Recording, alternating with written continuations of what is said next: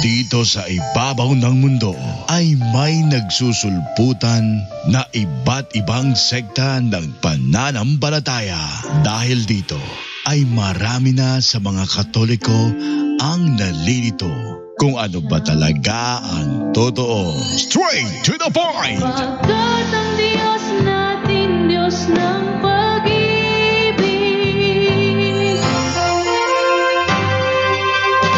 Narito na ang ating programa kung saan direktang sasagutin ang bawat katanungan, maging ang pangbabatikos ng ibang sekta ng pananampalataya. Straight to the point! Straight to the point! Okay, magandang gabi po sa lahat ng mga nanonood ngayon dito sa ating video upload na Straight to the Point. Straight to the point! Live on the spot! On the spot! Okay, meron tayong nakitang upload na talagang natawa talaga ako. Ito ay upload ni Glenn Alado, no? Gusto ko makita sa inyo ba kung anong klaseng utak meron si Glenn Alado ba? Sabi niya dito, logic namin ganito. Naniniwala kami na Diyos si Kristo. Naniniwala kami na ina ni Kristo si Maria. Pero di kami naniniwala na si Maria ay ina ng Diyos. Okay. Ngayon, sabi niya, ganyan daw ang logic nila. Ang tanong, logic ba ang tawag dyan o isang uri ng fallacy? Okay. Ito ang sabi ngayon. Tinanong ko si ChatGPT patungkol sa bagay na yan. Okay, narito ang pahayag ni ChatGPT patungkol sa bagay na yan kung matatawag ba yung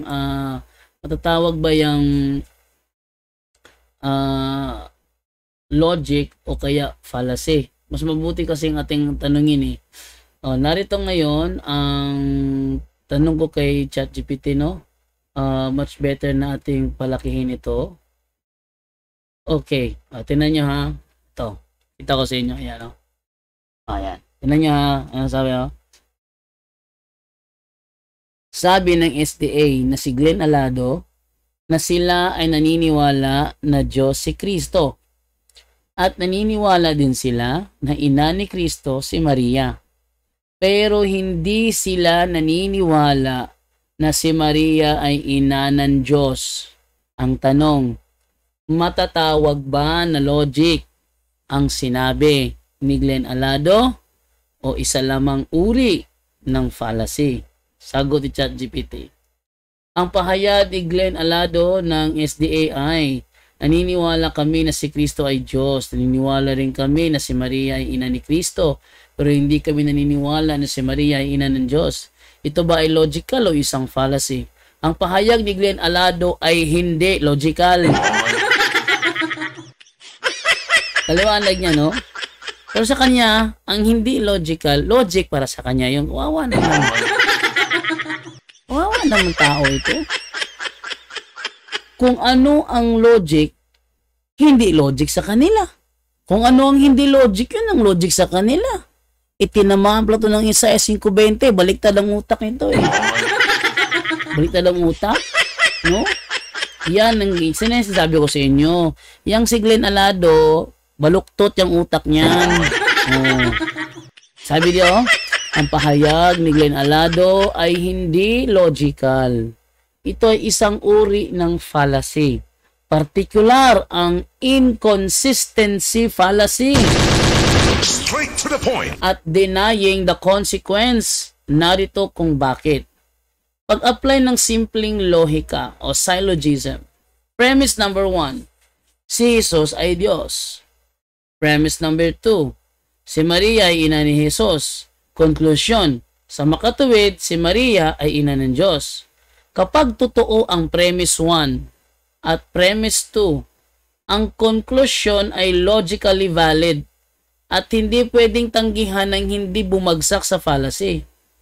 Ang ginawang posisyon ni Glenn Alado, parang sinabi niya, A ay B, si Jesus ay Diyos, C ay anak ni A, si Maria ay ina ni Jesus, pero si ay hindi ina ni B. Pero si Maria ay hindi ina ng Diyos. Ito ay hindi logical at malinaw na paglabag sa prinsipyo ng identity at deduction. Sabi ko sa inyo talagang pinanganak na bobo si Glenn Alado Oh. Iparating ito kay Glenn Alado, itong ginawa kong video, iparating nyo, isend nyo kay Glenn Alado para makita niya. Nang makita niya na pinanganak siyang bobo ng nanay niya. Ang sabi ito, theological clarification. Catholic stand. Ang pagkilala kay Maria bilang ina ng Diyos, Theotokos, ay hindi nangangahulugan na siya ang pinagmulan ng pagka-Diyos ni Kristo, kundi ina siya ng Diyos na nagkatawang tao. Jesus, true God and true man. She is not the mother of the divine nature. Ito yung turo sa Council of Ephesus AD 431. She is not the mother of the divine nature. Ulitin ha? She is not the mother of the divine nature, but of the divine person who assume human nature. Yan ang turo ng ating konselyo. She is not the mother of the divine nature. Pero bakit kumukontra itong mga SDA sa ating katuruan? Kasi akala nila kapag sinabi nating Mother of God, ina siya ng divine nature. Diba? Kaya pumapalpak ang mga Seventh-day Adventist sa kanilang unawa kasi para sa kanila kapag sinabi nating Mother of God, ina siya ng divine nature. Kung yan ang kanilang akala, ibig sabihin, hindi ang aral natin ang kanilang kinokontra. Ang kanilang kinokontra ay ang kanilang maling unawa. Straight to the point. Ngayon, tuloy natin. Konklusyon, ang sinabi ni Glenn Alado ay isang uri ng logical fallacy, specifically inconsistency fallacy, contradicts the premise. Kawawa naman, gumawa ng premise, mali pa. Kawawa naman, no? Sabi naman dito, special pleading, nag-e-exception siya sa rule kapag si Maria ang usapan. Kung Diyos talaga si Kristo at si Maria ay ina niya, hindi mo pwedeng sabihin na hindi siya ina ng Diyos. Maliban kung tatanggihan mo ang pagka-Diyos ni Kristo. Yan. Tingnan nyo ha. Maliban na lang kung tatanggihan niya, kumbaga i-deny niya na Diyos si Kristo. Gawas na lang dili siya mutuo nga Diyos si Kristo, mahimong valid ang iyang argumento. Pero para sila kay Diyos man si Kristo, hastang bagsaka. Bagsak talaga ang utak ni Glenn Alado, no? Sabi ko sa inyo talagang ganyan si Glenn Alado mag-isip yung tawag-tawag niya strong, sa sigaw lang yan strong. Pero ang utak niyan walang laman. Hindi ako nagkakamali sa sinasabi ko sa kanya. Totoo 'yun, may batayan ako. Si Glenn Alado, yung kanyang strong sa sigawan lang. Pero walang laman ang utak niyan. Na ayon sa kanila ay hindi naman nila tinatanggihan. Okay? So, maliwanag na itong sinabing ito ni Glenn Alado ay bunga ng isang kamangmangan. Siya nang gumawa ng premise. Siya pa ang kumontra sa kanyang premise. Anong tawag mo doon kung matinong utak nun? Wala mahinang klase si Glenn Alado. Napakahinang klase niyan. Okay? Yan ang ating sagot. Iparating nyo kay Glenn Alado ang video kong ito. Nais kong mapanood niya at kalabanin niya ako. Gusto ko, kalabanin niya ako kung kaya niya ako. Yung bang labanan sa logic ba? Labanan sa logic, hindi yung labanan sa fallacy. Yung fallacious. Parating nyo kay Glenn Alado itong video kong ito. Okay? Yun. Yun po. Yun po ang motto ni Itabo, no? Ipaabot nyo ni Alado tong video na ako. Ipaabot niyo ni Alado. Kay tahanan ni, nasubraan na ni siya hangko niya. Para niya, kung siya, kanang sakto ng iyaha pero di ginasakto ng iyaha. Gusto na ako makumpronta ni si Alado, no?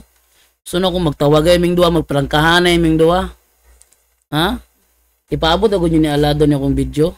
Ina si Alado gusto ko magkiprangkahanay niya. Kiprangkahanay ming duwa. May butang sa live bang prangkahanay na mong duwa ba? O tarong ba yung una-una o dili? O bagay pagmata ni mo, ito nakagpon. No? So, na meaning, prangkahanay ming duwa ng Glenalado kay an ba? Wala bito sa hunahuna na yung argumento niya, patakalin yun na siya tabi. O yung diri si Kuan, si basta ta diri ha, si Milagro Barredo Magno watching from Toronto, Canada. Good evening everyone. Yung si Bong Finlak, magandang hapon po mga kapatid. Anton Seryo og si Maria Judith Araya. Hello bro GD. Hala Araya, malagunsa mo Janice Araya. Malagunsa mo ni Janice Araya. Parente mo, igsuon, igagaw. Unsa man mo ni Janice Araya. Imingon akong Janice Araya. So, lang ano kimingon mo ka na dyan do. Yung sa limong Janice Araya. Classmate ako sa elementary. Classmate na ako sa elementary, si Janice Araya. Okay. So, moro to kung tuyo na ko ani nga nung gihimo na ko ni video. Actually, ang tawag ani quick live. Quick live. Bubo ra gyud siya. Tuyo gyud siya nga mubo. Ang purpose lang ani nga ipaabot niyo ni Glenn Alado kung akong gihimo nga video kay og ako naobserbahan sa iyaha murag di na siya mutandog sa akong mga video kasi gihimo siya kasango. Lami ni magbinanggaan ni Alado video ba. No? Nya usa mas lami ginang magpernangkahanay ming duha mag tawag siya sa akong live mag-live ko nawag na siya via messenger pinangkahanay ming duha lami gini mo prangkahanay ming duha nga Alado ay kitang katag ba no so di ako kutob kay hapit na po alas 6 no hapit na alas 6 di ako kutob ugma sa buntag nanapog ko live sa YouTube channel na to. Ang akong topic ugma sa buntag kay kuan langan ako sa nato ha. Ang topic ugma sa buntag kay hindi daw si Apostol Pedro ang tinutukoy na bato sa Mateo 16:18. Muna akong topic ugma sa buntag, no? Dili daw si Kristo ang bato na tinutukoy sa Mateo 16:18. Abang atangin na ninyo ugma sa buntag alas 6 sa akong YouTube channel gyapon. Hindi daw si Apostol Pedro ang tinutukoy na bato sa Mateo 16:18. Muna ako ang topic ugma. Okay? So, dili ako kutob og daghang salamat kaninyong tanan. Bye-bye. Inyong nabati ang tulumanon Dialogo sa Pagtuo. Daghang salamat sa inyong pagpaminaw.